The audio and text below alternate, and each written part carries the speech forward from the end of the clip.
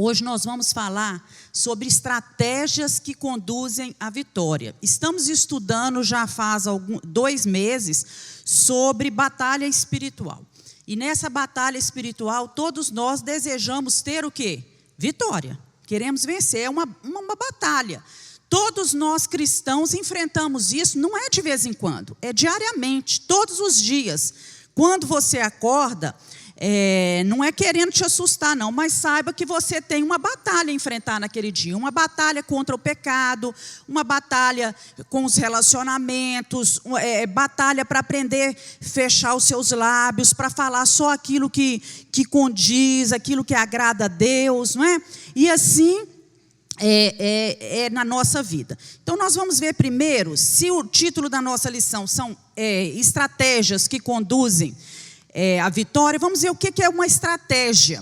Se você for pesquisar no dicionário, estratégia é uma palavra de origem no termo grego estratégia, que significa um plano, um método, manobras, estratagemas, que são usados para alcançar um objetivo ou um resultado específico. Então, isso significa que para vencer as nossas batalhas espirituais, nós precisamos ter alguns métodos, nós precisamos elaborar alguns planos, algumas diretrizes para a nossa vida.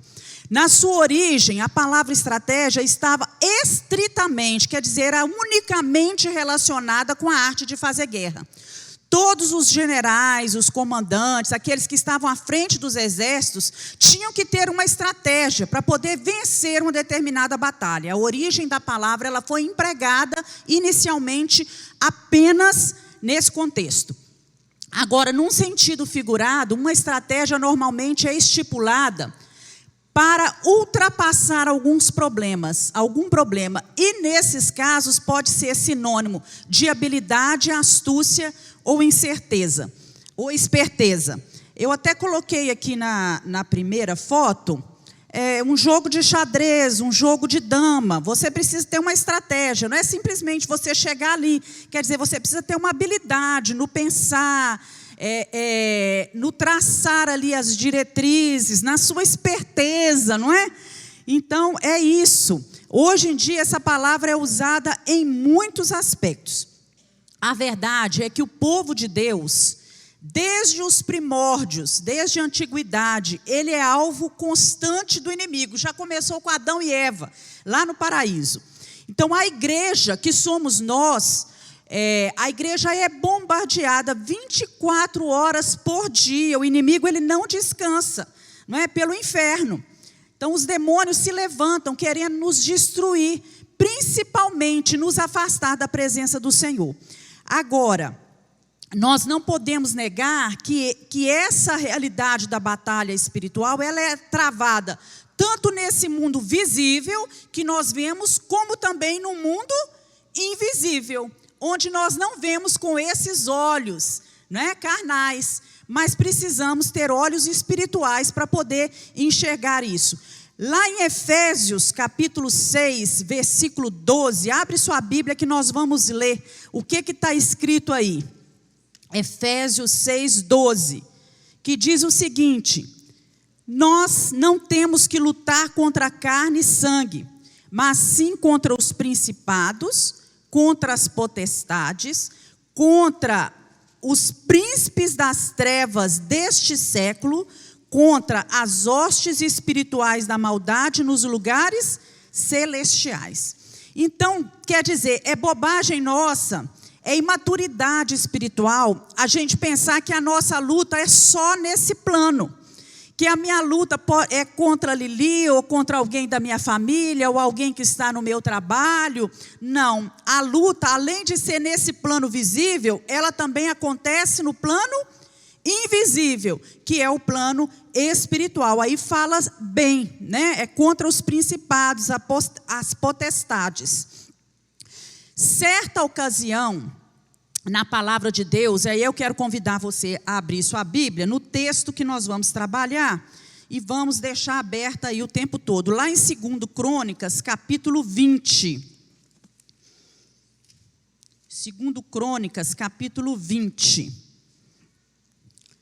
Então, certa vez, uma coligação gigantesca, né? Se uniram os moabitas, os meunitas, os amonitas e outras nações.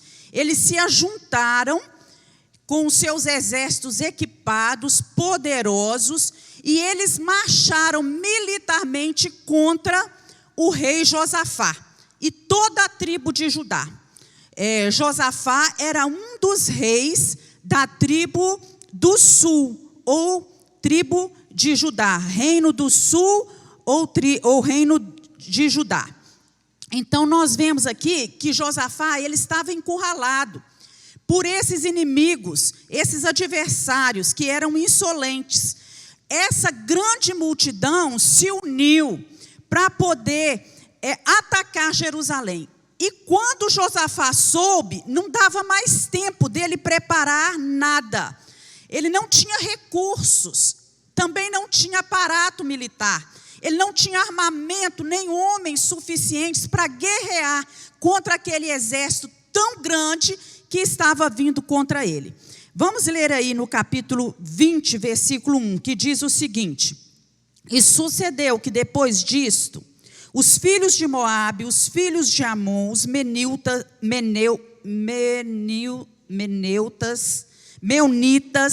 e com eles alguns outros dos amonitas, vieram a pelejar contra Josafá.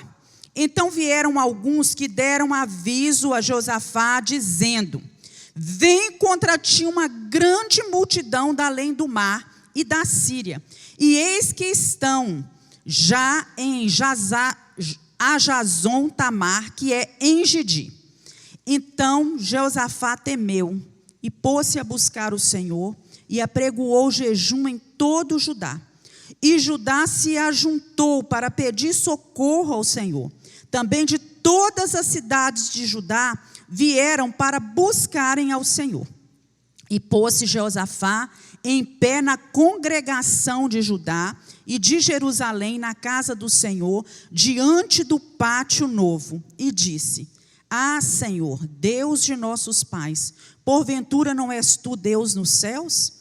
Tu és dominador sobre todos os reinos das gentes, e na tua mão há força e poder, e não há quem te possa resistir. Vai lá para o versículo 12, olha aqui a oração que ele faz. Ah, Deus nosso, porventura não os julgarás? Porque em nós não há força perante essa grande multidão que vem contra nós. E não sabemos nós o que faremos, porém os nossos olhos estão postos em ti. Os nossos olhos estão postos em ti. Então, diante dessa situação desesperadora, Josafá, ele admite que ele era incapaz, que ele não tinha condições. Ele reconhece que ele não sabia realmente o que fazer naquela situação, mas que os olhos dele estavam postos no Senhor. E nessa lição nós vamos ver algumas estratégias, né, alguns modos, né, algumas maneiras, algumas coisas que nós podemos fazer, assim como Josafá fez, para vencer o exército que se levanta contra nós diariamente. Às vezes esse exército, né, esse inimigo vem de dentro da nossa casa, vem nos nossos relacionamentos, no nosso emprego, está presente nas nossas finanças, na nossa saúde, até mesmo no nosso interior e na nossa mente, certo? Então, a primeira estratégia que nós observamos aí é ser vigilante. Muitas vezes o crente perde batalhas porque ele é apanhado de surpresas. Ele está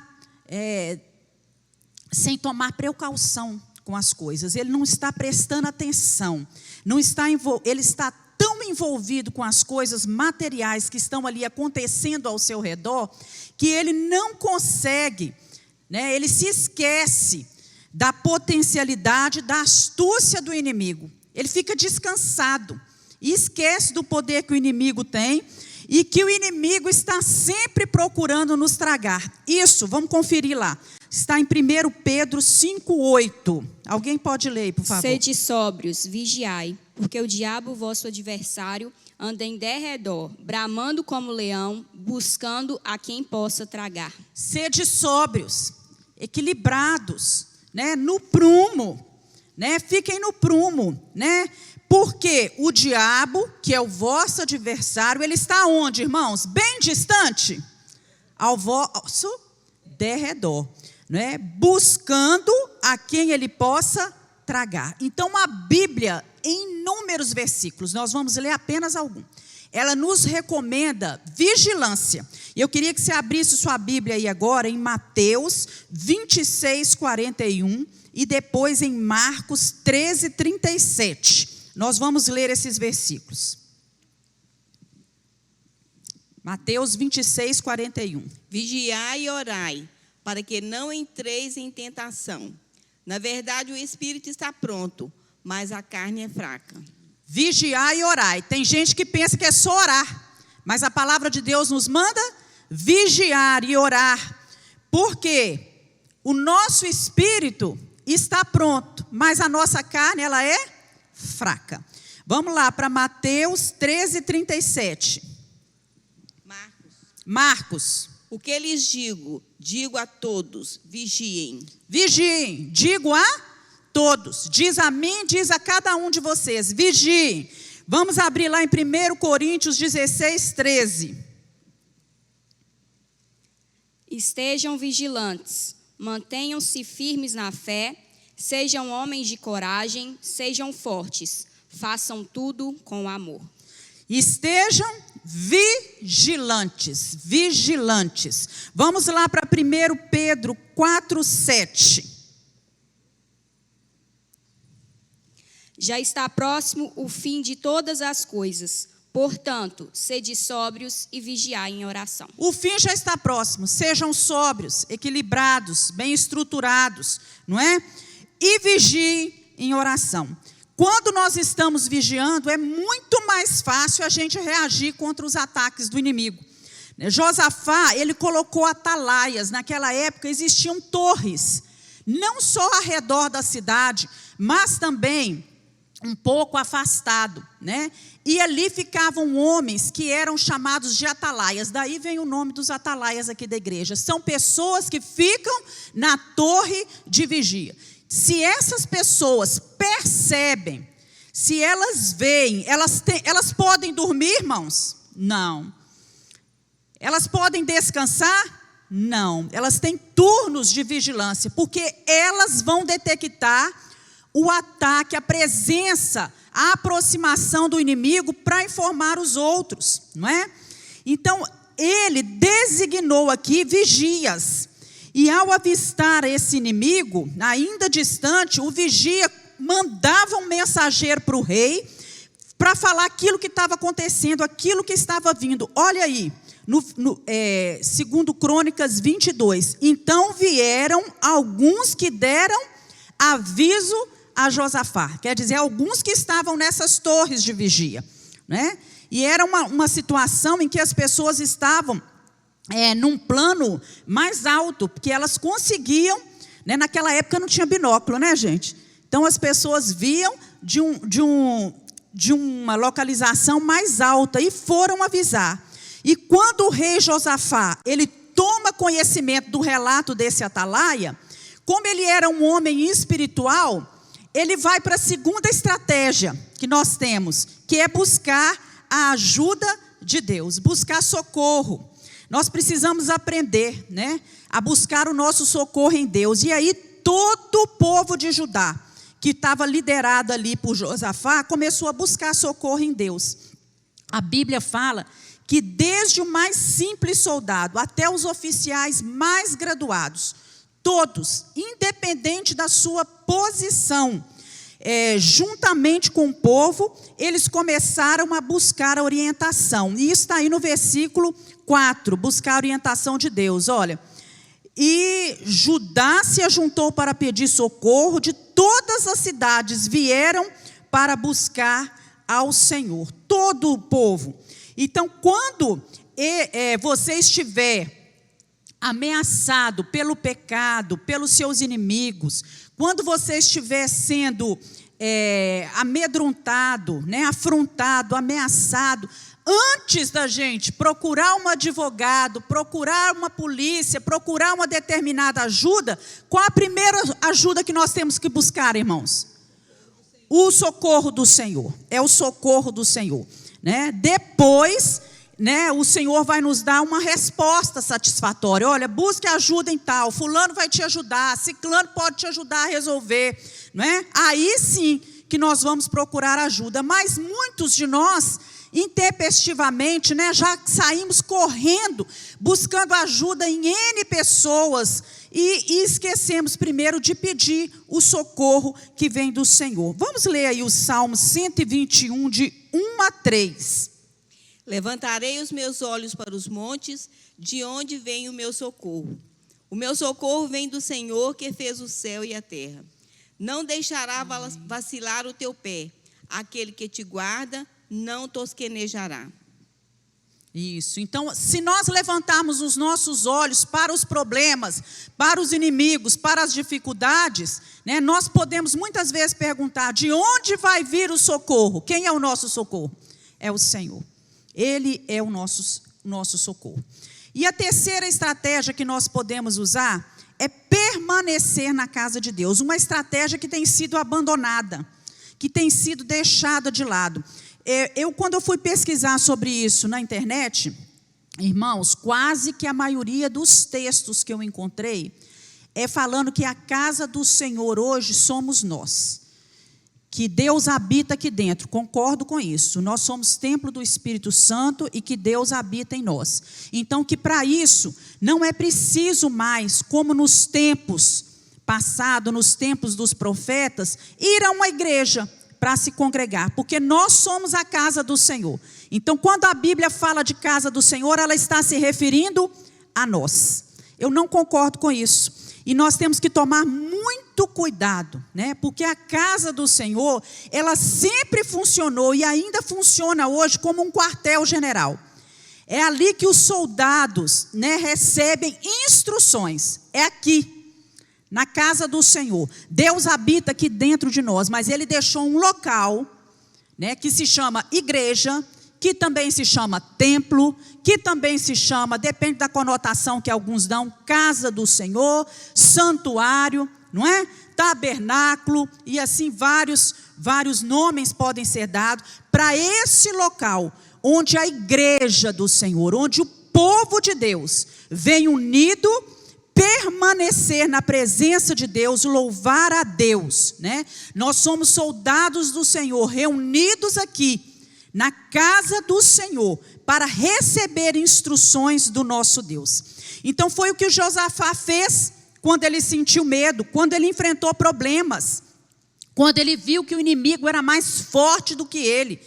Ele e todo o povo se reuniram na casa do Senhor, e ali eles permaneceram diante de Deus até que a vitória chegou. E esse deve ser o nosso proceder. Não pode ser de jeito nenhum. Não, eu sou a casa de Deus, eu estou com problema, eu estou com tanto problema que eu não dou conta de ir à casa do Senhor. Muito pelo contrário, quanto mais problema, mais você deveria vir, porque aqui você vai encontrar palavras para fortalecer a sua fé, para te trazer ânimo, você vai entoar cânticos, você vai se sentir parte desse corpo e você vai ser fortalecido. Então a casa de Deus, né, eu coloquei ali, é lugar de reunião, e aqui Deus concede paz. Eu tenho certeza que muitos aqui já entraram aqui atribulados, entristecidos, né, cabisbaixos, né, inseguros, e quando saíram daqui havia paz no coração, havia tranquilidade, havia segurança para enfrentar o inimigo, né, para superar o medo, para superar as adversidades. E aqui receberam alegria, receberam ânimo, foram fortalecidos pelo Senhor. Olha o que o salmista fala no Salmo 27, versículo 4. Vamos lá, abrir no Salmo 27, 4. Uma coisa pedi ao Senhor, e a buscarei, que possa morar na casa do Senhor todos os dias da minha vida, para contemplar a formosura do Senhor e inquirir no seu templo. Isso. O que o salmista pede a Deus? Que eu possa morar na casa do Senhor. Ele está falando dele mesmo? Não, ele está falando da presença de Deus, né? De ter o prazer de ir à casa de Deus louvar ao Senhor. Vamos lá para Lucas 24, 53.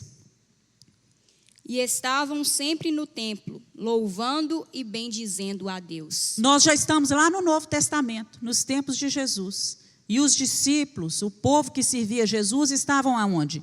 Sempre no templo, louvando e bendizendo a Deus. Com essa pandemia, isso foi uma estratégia também usada pelo diabo para fazer o quê? Para afastar os cristãos da igreja. Irmãos, porque eu encontro com inúmeros, inclusive membros de nossa igreja, que vão a restaurantes, sentam lá, que vão a festas de aniversário, sentam lá junto com os amigos, que vão aos supermercados, entram nas farmácias, vão aos consultórios médicos, vão a todos os lugares. Mas na igreja, eles estão o quê? Eu estou em casa. Eu estou recluso em casa, né? E eu costumo dizer assim, olha, eu reconheço que aqueles que têm as suas comorbidades, aqueles que são do grupo de risco, né? Fiquem em casa.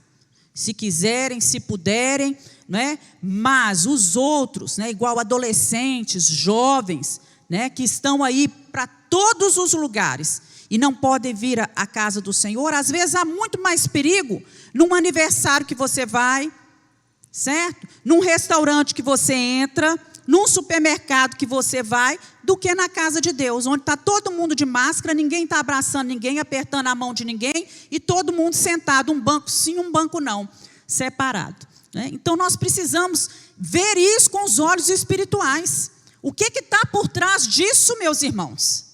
É estratégia de quem isso?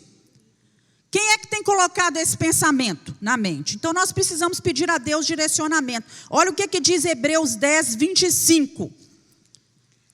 Não deixemos de reunirmos como igreja, segundo o costume de alguns, mas encorajemo-nos uns aos outros, ainda mais quando vocês veem que se aproxima o dia. O dia está se aproximando, irmãos.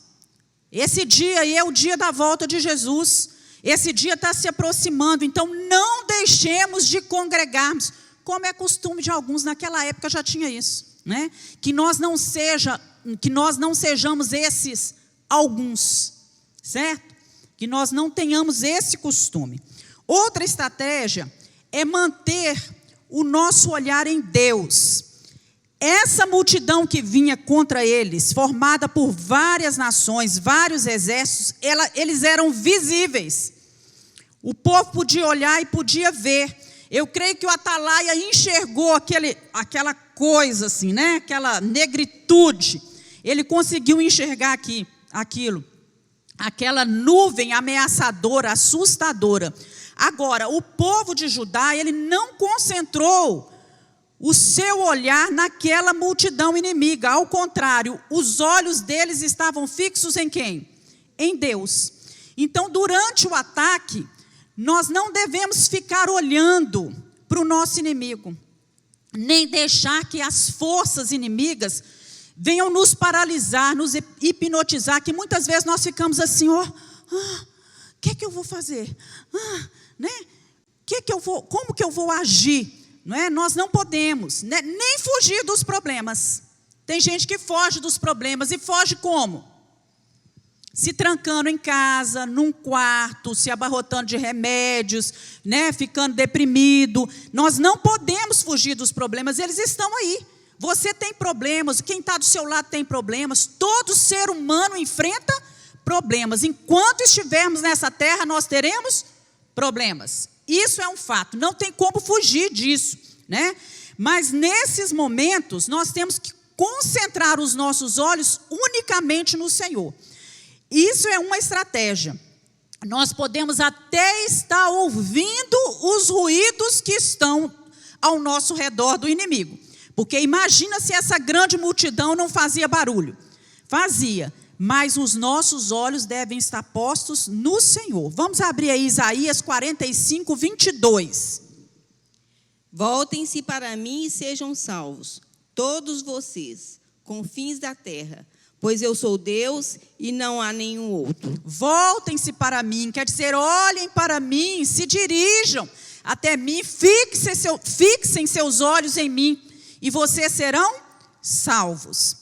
Outra estratégia é aprender a ouvir a voz de Deus.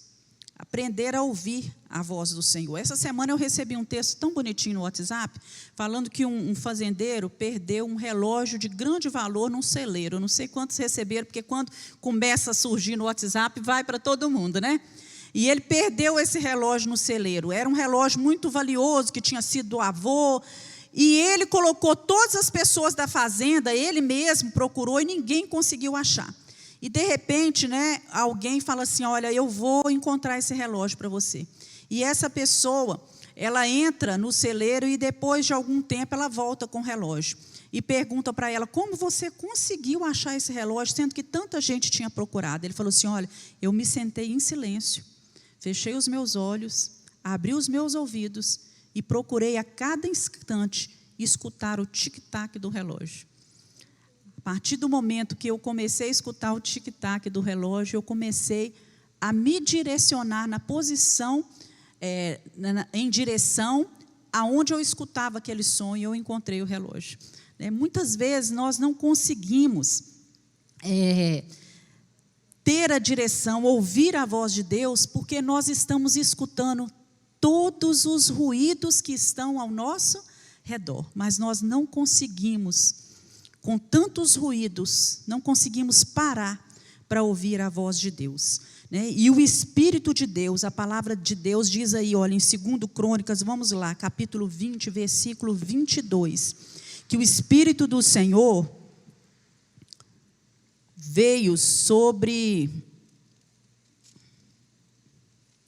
Jaaziel. Deixa eu achar aqui, onde que fala o nome dele aqui. No 14? Ah, tá, 14. Então veio o Espírito do Senhor no meio da congregação sobre Jaaziel, filho de Zacarias, filho de Benaia, filho de Jeiel, filho de Matanias, levita dos filhos de Asaf, e disse, dai ouvidos todo o Judá, e vós, moradores de Jerusalém, tu, ó rei Josafá, assim o Senhor vos diz, não temais, nem vos assusteis por causa dessa grande multidão, pois a peleja não é vossa, senão de Deus. Nesta peleja, não, olha o 17, não tereis que pelejar, estai em pé, vede a salvação do Senhor para convosco, ó Judá e Jerusalém. Não temais, nem vos assusteis, amanhã saí-lhes ao encontro, porque o Senhor será convosco. Então Josafá se prostrou com o rosto em terra, e todo Judá e todos os moradores de Jerusalém se lançaram perante o Senhor, adorando o Senhor. E levantaram-se os levitas dos filhos de Coatita e dos filhos dos coraitas para louvarem o Senhor de Israel com alta voz. E pela manhã cedo se levantaram e saíram ao deserto de Tecoa, e saindo eles, pôs-se em pé Josafá e disse, ouvi-me, ó Judá, e vós, moradores de Jerusalém, crede no Senhor vosso Deus e estareis seguro, crede nos seus profetas e sereis prosperados.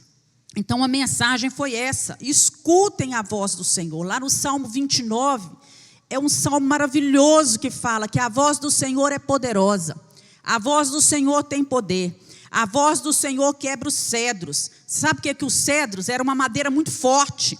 Então quer dizer que o Senhor derruba muralhas, o Senhor joga por terra aquilo que você olha e acha que é forte, que é sinônimo de força, né? A voz do Senhor tem todo o poder, e nós precisamos ouvir essa voz. E nos momentos de batalha, nós temos muitas vozes falando ao nosso redor. Tem hora que tem pessoas, né?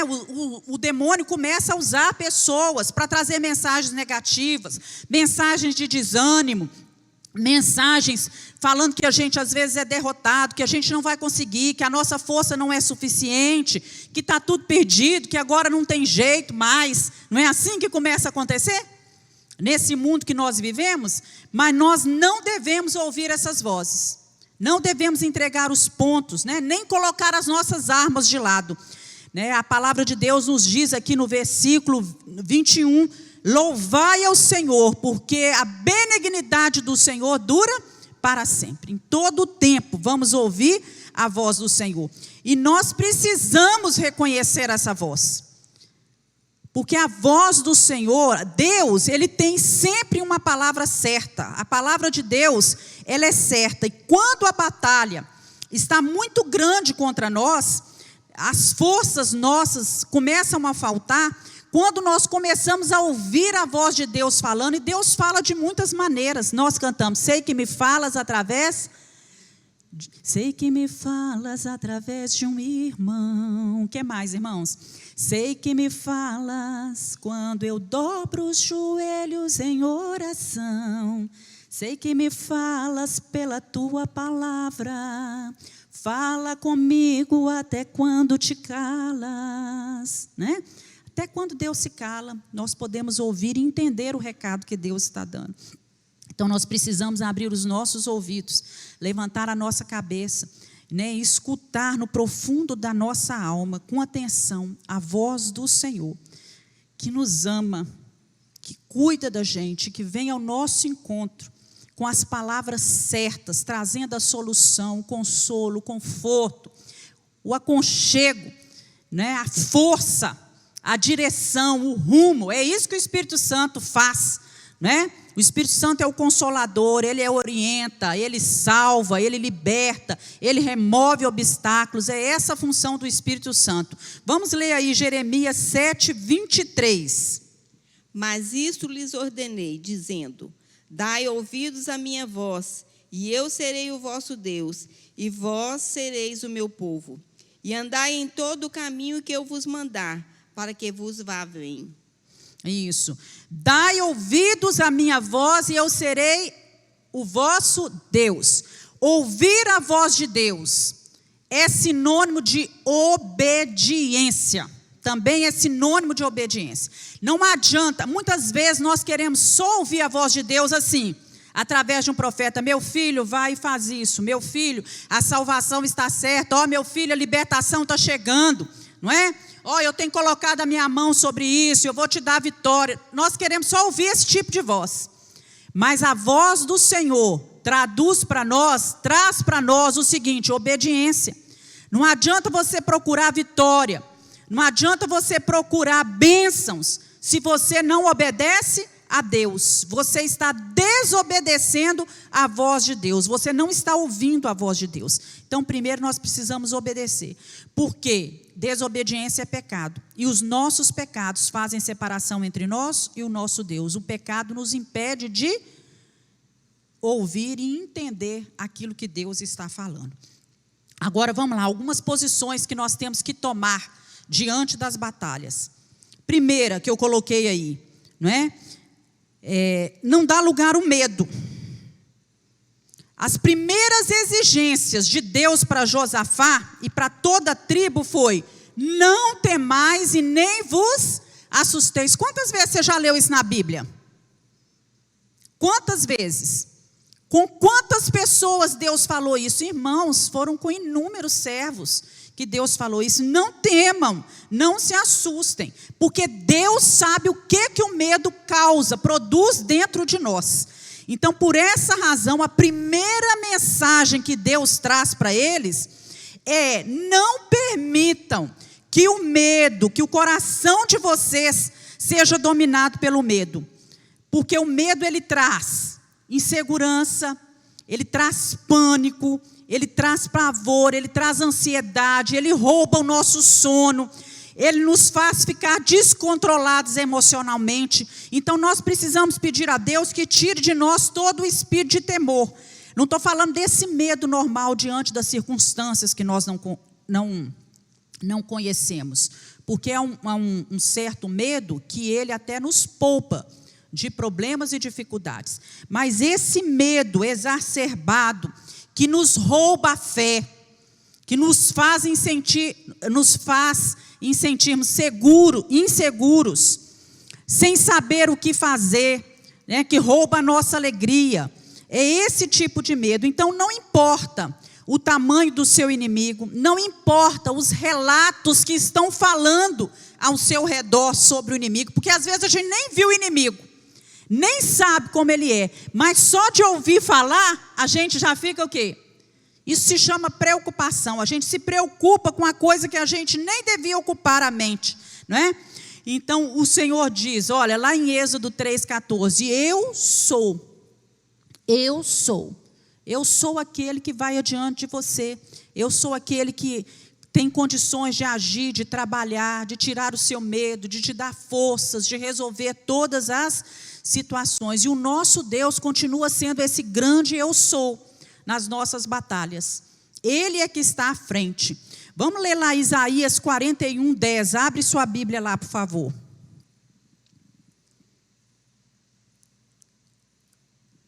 Isaías 41:10.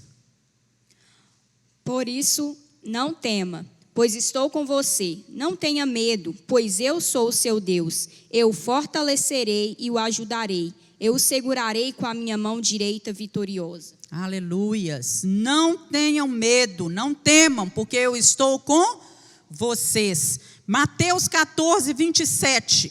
Vamos ler. Mas Jesus imediatamente lhes disse: coragem, sou eu, não tenham medo. Coragem, sou eu estou aqui. Se eu estou aqui, não tenham medo. Ainda que o mar esteja revolto, não é? Ainda que as ondas se agigantem, ainda nessa situação aqui, o vento soprava forte, mas eu estou aqui, sou eu sou aquele que acalma o vento, as tempestades, eu sou aquele que está presente, por isso não tenham medo. Você pode dizer glória a Deus?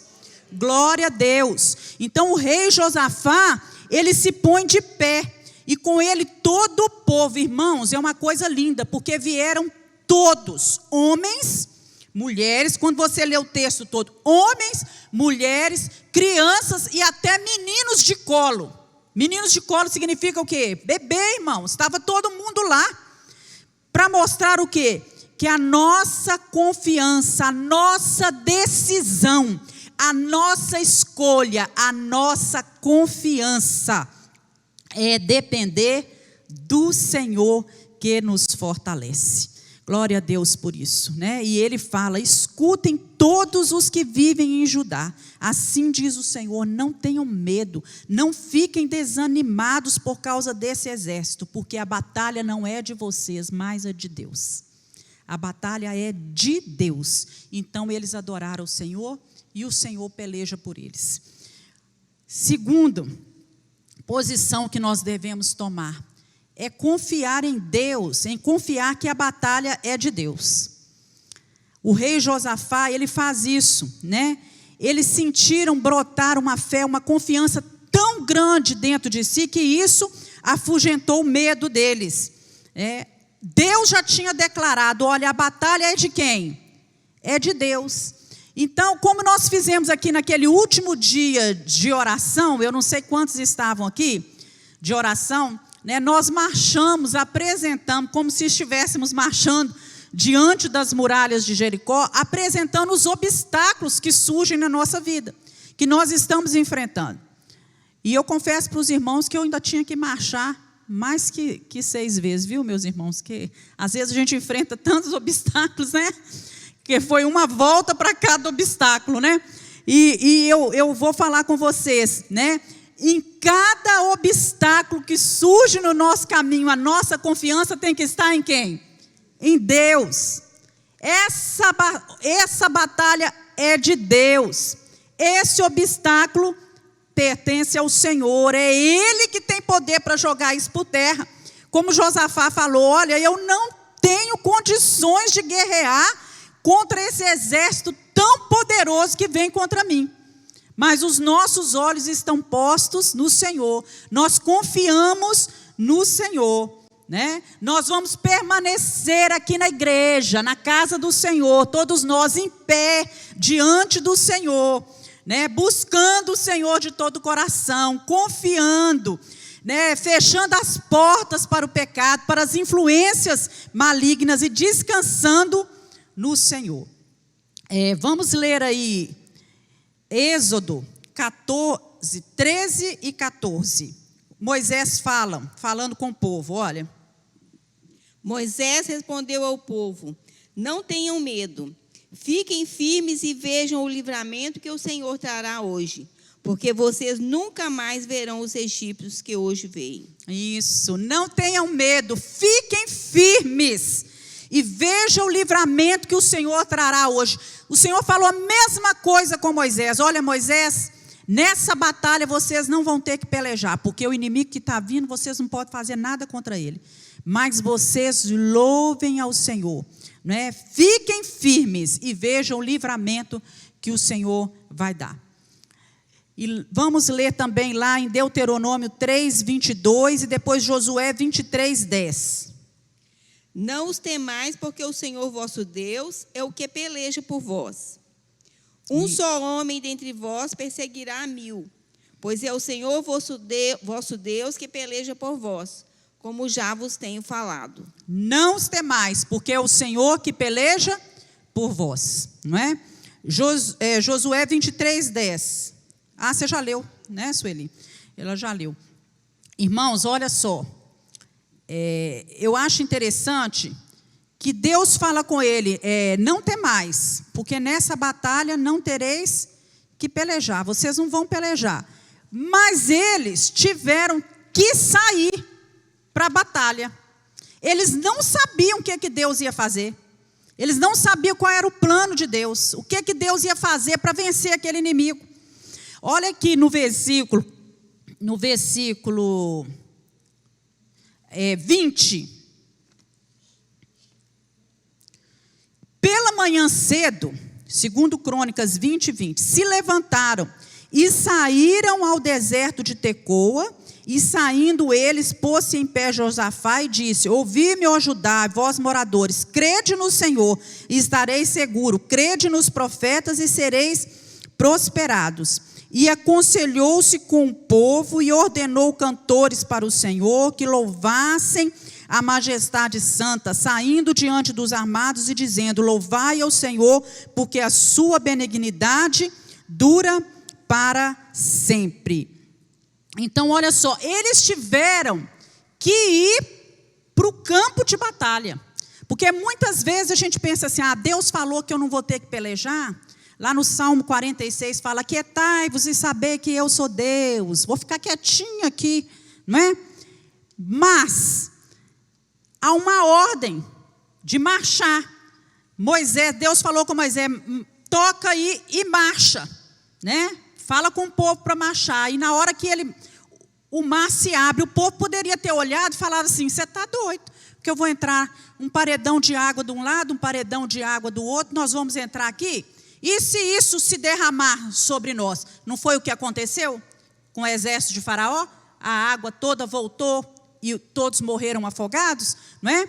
E aqui o povo poderia falar: Senhor, o Senhor não falou que ia pelejar por nós, agora por que nós temos que sair aqui do nosso conforto e ir para esse campo de batalha? Porque o Senhor, Deus que faz de lá, faz daqui também, não é? E às vezes nós nos acomodamos, mas Deus falou com eles, né, que eles confiassem que a batalha era de Deus, mas não isentou eles de tomar o passo para quê? Para ir. Vocês vão enfrentar, vocês vão mostrar que vocês têm coragem, que vocês confiam, que vocês estão vencendo o medo, né? E assim é possível que muitos aqui nessa manhã estejam enfrentando uma batalha, né? O inimigo vem atacando às vezes há muito tempo, se levantando contra você em todas as áreas, mas você precisa confiar que o Senhor está indo ao seu favor, que a batalha é de Deus, mas que Deus te dá estratégias, que Deus te dá força, e que em determinadas batalhas, realmente, você só vai ficar de lado contemplando o agir do Senhor, mas que em outras batalhas, Deus te manda posicionar com a arma na mão e enfrentar o inimigo cara a cara. Mas para isso você tem que demonstrar coragem, porque na verdade, irmãos, você sabe como que Deus vai agir amanhã? Hoje à noite, você sabe? Nós não sabemos, não é? A única certeza que nós temos é que Deus é Deus, que Ele é soberano, tem o controle de todas as coisas e que até o fio das nossas de cabelo da nossa cabeça estão todos contados pelo Senhor, porque isso está na Bíblia. Que Deus é presente, que Deus não vai deixar de estar ao nosso lado, mas que as batalhas elas precisam ser enfrentadas com confiança. E aí a gente tem que ir e declarar com as palavras, né, os feitos do Senhor na nossa vida. Olha só, outra posição que tem que ser tomada é adorar e louvar a Deus incessantemente. A ordem de Deus para eles, nós acabamos de ler aí, ó, louvai ao Senhor. Né? E eles começaram a louvar, e quando eles começaram a louvar, olha no versículo 22, o Senhor pôs emboscada contra os filhos de Amon e Moabe, os da montanha de Seir, que vieram contra Judá e foram desbaratados. Olha o que aconteceu. Surpreendente, né? Os filhos de Amon e de Moabe se levantaram contra os moradores da montanha de Seir para os destruir e exterminar. E acabando eles com os moradores, ajudaram uns aos outros a destruir-se. Então chegou Judá a Atalaia, no deserto. Quer dizer, havia um outro lugar no deserto feito por eles, onde ficava ali uma atalaia. E olharam para a multidão. E quando eles olham, eis que eram corpos mortos que jaziam em terra, e nenhum escapou. Mas eles estavam aonde? O exército estava lá, a torre de Atalaia estava aqui. Não tinha binóculo. O Atalaia conseguia enxergar da torre que todo o exército estava o quê? Morto. E o exército do Senhor já tinha chegado até ali. Quer dizer, eles marcharam para a batalha, sem saber o que Deus ia fazer? Marcharam. E de repente Deus traz o livramento. Porque quando o Atalaia olha, ele só vê o quê? Corpos mortos, deitados, né? Aquela multidão. Porque eles mesmos se levantaram, né, e começaram a brigar. Os de Amon e de Moabe brigaram contra aqueles que eram das montanhas de Seir, depois brigaram os de Amon com os de Moabe, e assim eles mesmos se destruíram. E eu creio que a postura do povo deve ter sido tudo assim, ó, de queixo caído, não é? Imagina. Nossa, era assim que Deus ia fazer, foi assim que Deus fez. E a ordem de Deus né, vocês vão louvando, vocês vão adorando, cantando louvores, com fé e com alegria. Irmãos, te pedir para ir para uma batalha, enfrentar um gigantesco exército inimigo, com fé e cantando com alegria, não é uma coisa fácil de se fazer. Mas aquele povo obedeceu a Deus, porque a adoração, o louvor, os cânticos de glória, eles alcançaram o trono do céu. E eu creio que enquanto aquele povo cantava, louvava, entoava cânticos de adoração ao Senhor, a resposta veio imediata. O povo não estava vendo, eles estavam caminhando e louvando, mas o exército do Senhor estava se movendo lá do outro lado, né? Então vamos aprender, né, adorar o Senhor, cantar louvores em alta voz. Saber que enquanto nós cantamos, gente perde tempo vindo na igreja e não tem coragem de abrir a boca para louvar. Agora a gente não vê que vocês estão de máscara, mas quem está aqui vê tudo. Né? Tem gente que vem na igreja e não consegue abrir a boca para entoar um cântico ao Senhor. Não tem uma manifestação, você não vê no semblante uma manifestação de adoração. Muito pelo contrário, senta o louvor inteiro e fica aí o louvor inteiro sentado, ou então fazendo outra coisa. Enquanto está louvando, está ajoelhado orando, ou está lendo a Bíblia, está lendo o boletim, né, lendo o boletim o tempo inteiro, está perdendo tempo, em vez de louvar ao Senhor, porque enquanto nós louvamos, o que acontece? Os inimigos vão caindo por terra. Não foi isso que aconteceu? Lá em Atos 16, 25, vamos ler aí. Atos 16, 25 e 26. Paulo e Silas. Perto da meia-noite, Paulo e Silas oravam e cantavam hinos a Deus, e os outros presos os escutavam. E de repente sobreveio um tão grande terremoto que os alicerces do cárcere se moveram, e logo se abriram todas as portas e foram soltas as prisões de todos. Aqui foi outro caso, em que não fizeram nada. Fizeram o quê? Só louvaram o Senhor, né? E há em outras situações que Deus fala assim, aqui, toca a buzina. Enquanto a buzina estava sendo tocada, que é um instrumento de louvor, o que estava acontecendo? O inimigo caindo por terra. Então, a primeira coisa a se fazer diante das dificuldades é buscar louvar ao Senhor, né? Louvar ao Senhor em todo o tempo.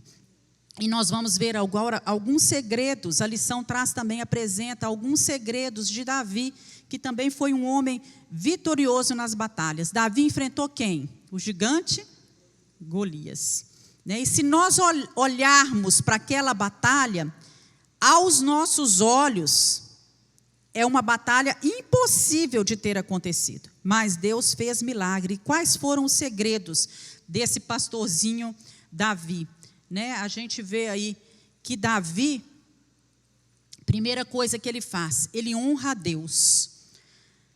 O rei Saul, os oficiais, os soldados, né? A nação toda estava temendo Golias, que gritava do lado lá dos filisteus, falando que ia derrotar todo aquele exército, desafiando o povo do Senhor. Quando Davi ouve aqueles gritos histéricos e sarcásticos de Golias, o que ele faz? Ele vai perguntar aos soldados que estavam ali, né, acovardados, com medo, e a todos, quem é esse incircunciso filisteu que ousa se levantar contra o exército do Deus vivo? E essa declaração de Davi honra a Deus. O exército é do Deus que é vivo. Ele não é ninguém, ele é nada. Como que ele ousa? Ele tem coragem de se levantar contra o exército de Deus, né? Quem honra a Deus reveste-se de autoridade para vencer o inimigo. Quem reconhece o poder de Deus reveste-se de autoridade. Outra coisa que Davi faz, que me chama muita atenção, Davi tem preocupação com o povo, ele se preocupa com o povo. Davi disse ao rei, né, que, olha, rei, não deixa o seu coração desfalecer, não. Essa história está toda lá em 1 Samuel, irmãos, capítulo 17. A história de Davi e do gigante Golias. Não deixe o seu coração se desfalecer, não fique pasmado, não tenha medo por causa desse gigante, né? Esse povo não tem o que temer. Como é que ele vem afrontar esse povo, que é povo de Deus? Então, nós temos que também nos preocupar, né, em fortalecer o povo, em trazer palavras que vai edificar esse povo, que vai levantar a moral do povo de Deus para cima. Quando você for abrir a boca, que só saiam palavras da nossa boca para edificar o povo de Deus. Se preocupe com o seu irmão, em fortalecer a fé dele. Não traga nada que venha minar a fé, a esperança, que venha roubar a paz, a tranquilidade. Se preocupa com o povo de Deus, não é? E fortalece esse povo de Deus. Outro ponto é que Davi tinha coragem. Lá em 2 Timóteo 1,7 diz: mas Deus não nos tem dado um espírito de temor, de covardia, mas o espírito que Deus dá é um espírito de ousadia, de coragem. Esse é o espírito que Deus dá para os seus servos. E quando Davi foi olhar, né, olhou para aquele gigante, ele olhou para Davi com desprezo. Olhou para ele com aquele olhar que ele não significava nada. Mas Davi é um desses corajosos que depende do Senhor, que se fortalece no Senhor.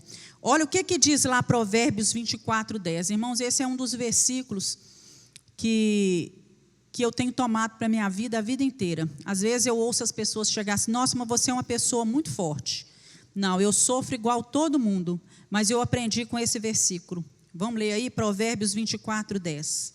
Se te mostrares frouxo no dia da angústia, a tua força será pequena. Nas minhas angústias, nos meus problemas, nas circunstâncias adversas que estão ao meu redor, se eu me mostrar frouxo, você sabe o que é se mostrar frouxo?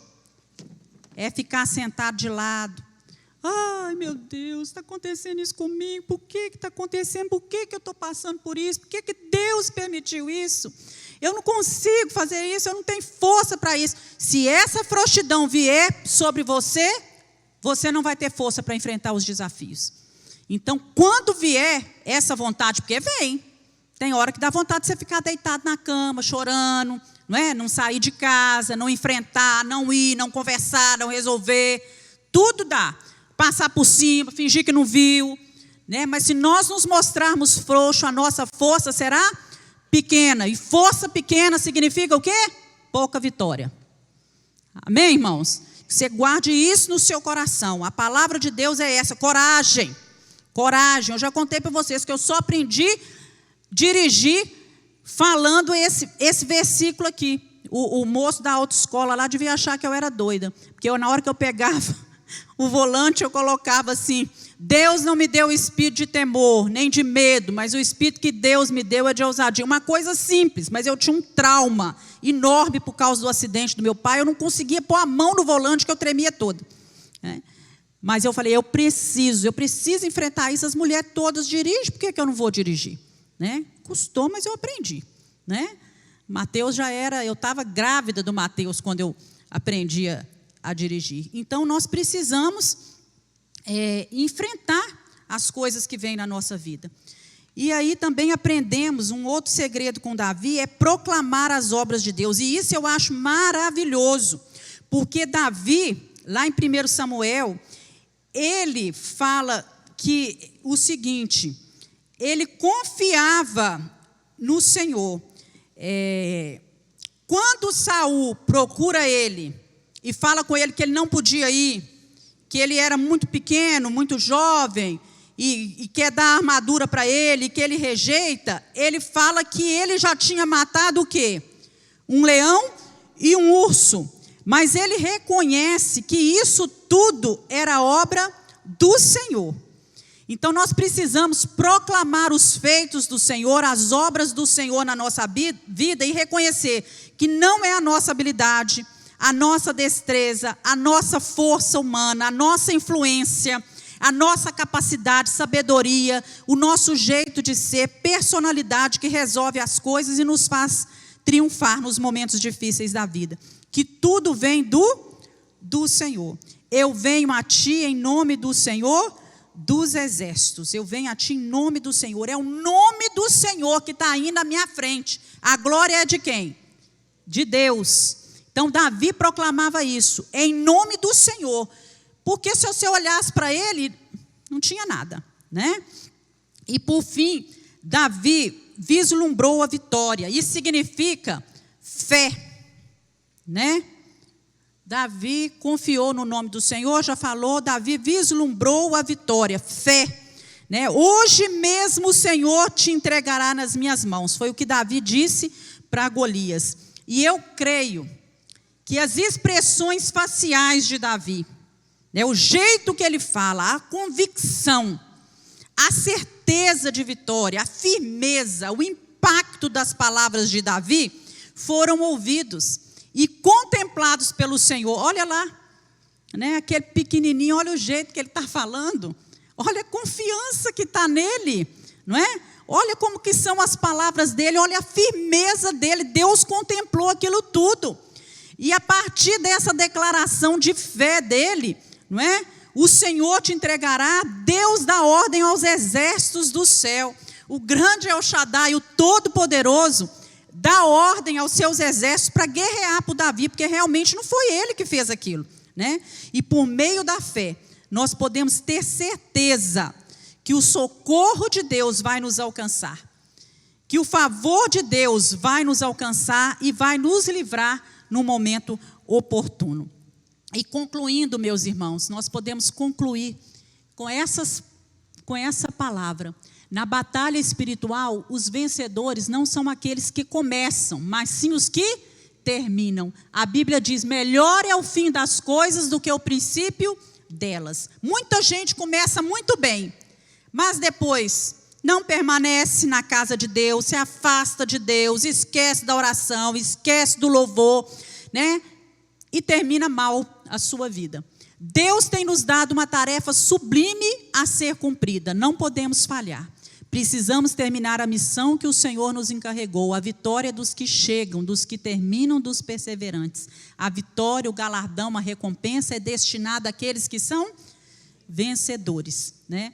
E eu li um texto do Hernandes Dias Lopes essa semana, que é o seguinte: o que fazer quando não se sabe o que fazer? Né? E eu peguei só os tópicos para trazer, essa palavra dele está na internet.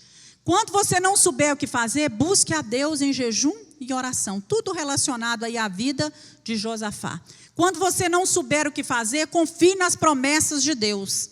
Porque Josafá, ele deu um passo além da oração. Ele abriu a Bíblia para orar e fundamentar a sua petição no alicerce firme das promessas de Deus. Nós oramos com eficácia quando ancoramos nossas petições nas promessas daquele que tem zelo pela sua palavra e fidelidade para cumpri-lo.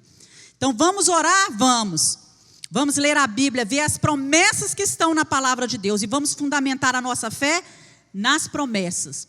Quando você não souber o que fazer, ouça e obedeça a palavra de Deus. Tudo que nós falamos. E quando você não souber o que fazer, louve a Deus com confiança. Louve ao Senhor. Que Deus te fortaleça nessa manhã para enfrentar as batalhas, as guerras, as dificuldades, as batalhas espirituais da sua vida. Amém? Vamos nos colocar de pé. Vamos orar. Agradecer ao Senhor, né? Louvado seja Deus que não tem nos dado um espírito de temor e de medo, mas de ousadia, de coragem, para enfrentar todos os exércitos inimigos que se levantam contra nós. Maior é aquele que está em nós do que aquele que está no mundo. E por sermos humanos, Senhor, muitas vezes nós desfalecemos diante dos problemas, das nossas limitações, das nossas dificuldades. Mas a Tua palavra nos exorta, nos ensina a como agir diante dessas circunstâncias. Senhor, dai-nos entendimento para tomar posse disso, para lembrar disso. Senhor, para quando vier as dificuldades, nós estarmos alicerçados na Tua palavra, nas Tuas promessas, e saber como enfrentar o inimigo das nossas almas. Em nome de Jesus nós oramos. Amém.